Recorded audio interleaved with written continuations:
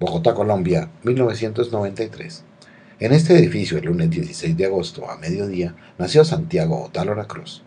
Tras haber vivido los 9 meses previos en el vientre de su madre, sin necesidad de hacer nada por sí mismo, Santiago vio el mundo que le esperaba afuera. En un desesperado intento de suicidio, con el objetivo de evitar las molestias de la vida, Santiago se amarra su cordón umbilical al cuello. Lamentablemente, es demasiado tarde. Una luz incandescente lo ciega y un hombre azul lo saca del vientre. Tras este penoso incidente, Santiago es llevado al apartamento donde, junto a su madre y su padre, vivirá los primeros 4 años de su vida. Durante este primer año, su vida se concentró en 3 actividades repetidas cíclicamente día tras día: comer, dormir y llorar. Cumplido su primer año de vida, habiendo aprendido a comunicarse y caminar erguido, sus horizontes se ampliaron hasta cierto punto. Con el desarrollo de estas habilidades se hizo evidente una falla congénita. Tras confundir una piedra con una galleta, los padres de Santiago lo llevaron al oculista, donde le fueron recetadas las gruesas gafas que se vio forzado a llevar durante toda su vida. Otra consecuencia de ese incidente fue la terrible deformación dental provocada por la piedra, la cual Santiago se negó a tratar, con la excusa de no parecer un imbécil. Dos grandes pasiones marcaron este período: el fútbol y los dinosaurios. Durante toda su vida no se volvería a interesar en ninguna de ellas. El siguiente gran suceso en su vida fue su entrada al jardín infantil. Lo disfrutó tanto como su llegada al mundo. Allí se hizo evidente su extraordinaria inteligencia, lo cual era de esperarse, tomando en cuenta la extraordinaria circunferencia de su cráneo. Debido a su inteligencia y posiblemente también a sus anteojos, Santiago fue admitido a un colegio para niños superdotados. Su ingreso a esa institución jamás ocurriría, por causa de otro cambio en su vida aún mayor. El padre de Santiago, Wilfredo, un famoso publicista, creador de marcas reconocidas como Circle y Square, recibió un excelente puesto en una agencia guatemalteca. Acepté un importante puesto en una agencia guatemalteca. Así que Santiago, sus padres y su recién nacida hermana se mudaron a una pequeña casa en la pequeña ciudad de Guatemala. La transición de una ciudad de 7 millones de habitantes a una de 1 millón lo afectó considerablemente. La sensación de enclaustramiento creó un desorden en la mente de Santiago, impidiéndole superar el 1,5 metros de estatura. Como allá no existían los colegios para superdotados, nos tocó inscribir a Santiago en un colegio común. La facilidad con la que cursó la primaria y la falta de un reto académico influyeron en maximizar tanto su inflado ego como su extremo aburrimiento. Con mucho tiempo libre y al ser el alumno estrella, Santiago decidió postularse a la presidencia de la clase. Con ayuda de campañas difamatorias, promesas falsas y un pequeño fraude electoral, Santiago fue elegido por una aplastante diferencia: 523-2. Sediento de poder y utilizando los fondos para la mejora del salón, Santiago se las arregló para sobornar a todos los profesores y por medio de favores académicos logró en muy poco tiempo tener el control de sus compañeros. Tras unos meses de dictadura, sufrió un golpe de estado violento liderado por su profesor de historia. Santiago había adquirido demasiado poder para ese entonces. Necesitaba ser detenido. Así que me vi obligado a liderar a los estudiantes a su libertad.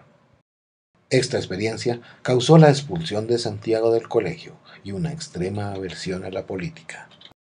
Santiago y su familia, cansados de vivir en lo que él consideraba un pueblo miserable, regresaron a Bogotá. Habiendo perdido todo rastro de inteligencia superior, Santiago entró a estudiar su bachillerato a un pequeño colegio. La gran cantidad de tiempo libre que tenía, al haber dejado a sus pocos amigos en Guatemala, llevan a Santiago a hacerse preguntas filosóficas sobre la vida y todo lo demás. Al ser criado en una familia atea, uno de sus mayores miedos desde niño era la muerte. Recuerdo que de niño se despertaba gritando y llegaba llorando a mi cama Y yo le preguntaba que qué le había pasado y él me decía que nada.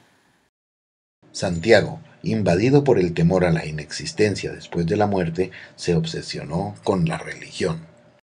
Se dedicó a investigar acerca de cada religión, evaluando las ofertas que cada una planteaba para la vida después de la muerte. Con todas las diferentes opciones, Santiago no fue capaz de decidir.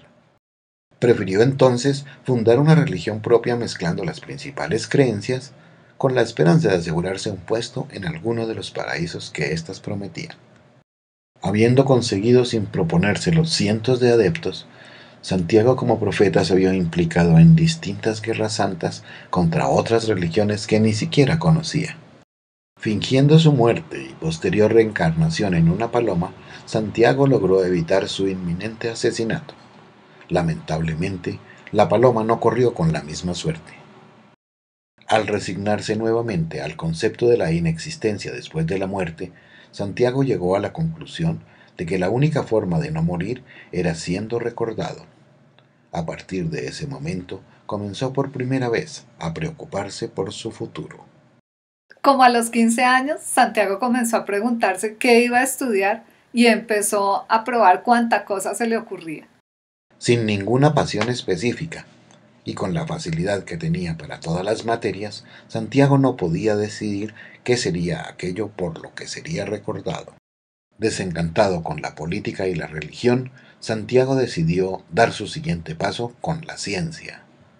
La rigurosidad y el método lo atraían, así que optó por la medicina y la química como sus puntos de partida. Por medio de una exhaustiva investigación, descubrió la cura contra el cáncer. Esto causó mucho revuelo y admiración al principio, pero como la obesidad y la disfunción eréctil eran los principales efectos secundarios, el descubrimiento fue lentamente olvidado. Frustrado y con la necesidad de pagar las deudas que le dejó su investigación científica, Santiago se adentró, sin darse cuenta, en el mundo de los negocios. Invirtió en un producto extremadamente efectivo para evitar la calvicie. Su único problema era que provocaba cáncer cerebral, por lo que ninguna empresa quería comprar su fórmula. Santiago se arriesgó con el producto y montó una empresa independiente.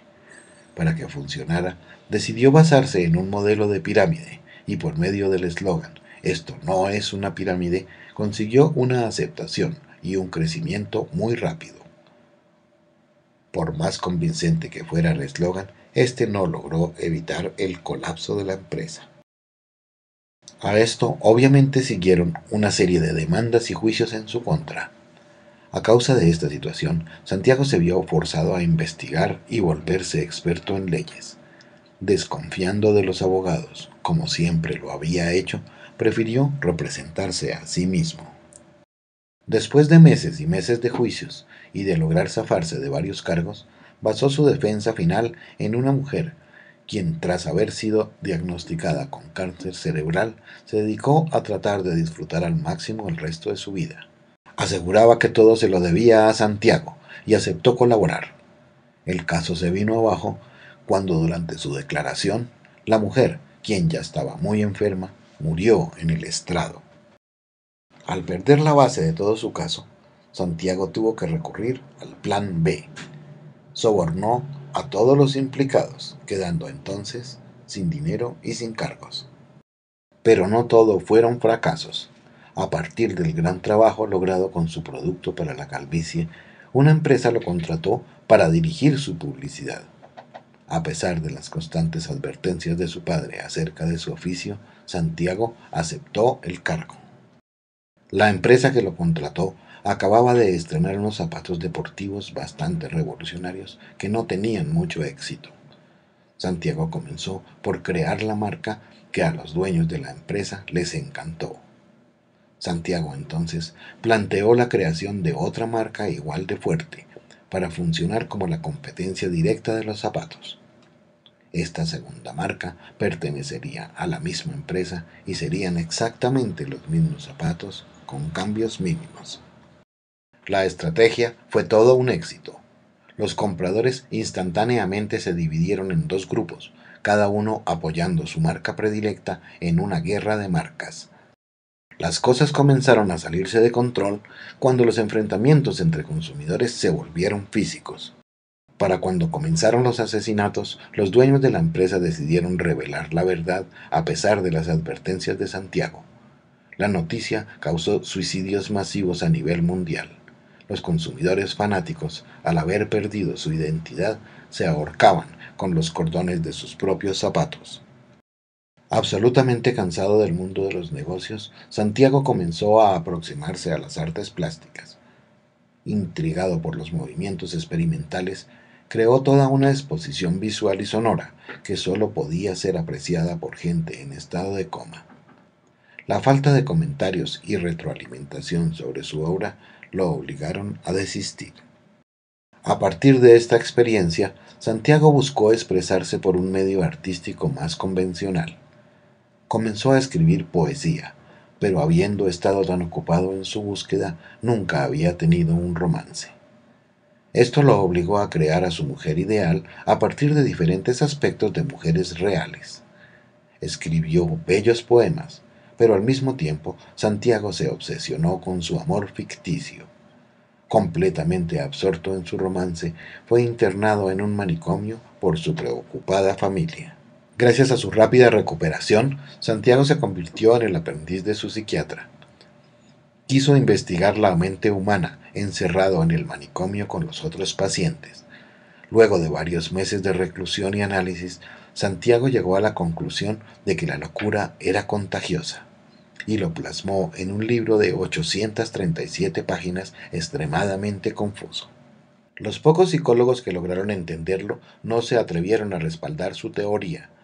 Admitir que tenía razón quería decir que estaba loco, y asegurar que se había vuelto loco le daba inmediatamente la razón. Por lo tanto, para evitar solucionar esta paradoja, su teoría fue descartada. Reflexionando acerca de todos sus intentos fallidos y cansado de que sus ideas se perdieran en la práctica, se concentró en ciencias más teóricas. Buscó explicar todos los fenómenos naturales, comenzando por la inmensidad del universo y disminuyendo poco a poco hasta llegar al nivel subatómico. Cuando notó que todo parecía comenzar de nuevo, se dio cuenta de que estaba en un ciclo infinito, por lo cual desistió frustrado. Rápidamente pasó a la filosofía, y con la misma rapidez renunció a ella, al darse cuenta de la ironía de dedicar su vida a entender por qué y cómo vivirla. Sintiéndose mal consigo mismo por haber hecho tantas cosas perjudiciales a la humanidad, decidió dedicarse a ayudar a los necesitados. Al admitir y darse cuenta de que no existen acciones absolutamente desinteresadas, Santiago se lo comentó a las personas que trabajaban con él. Al día siguiente, los voluntarios lo expulsaron, por miedo a ser expuestos.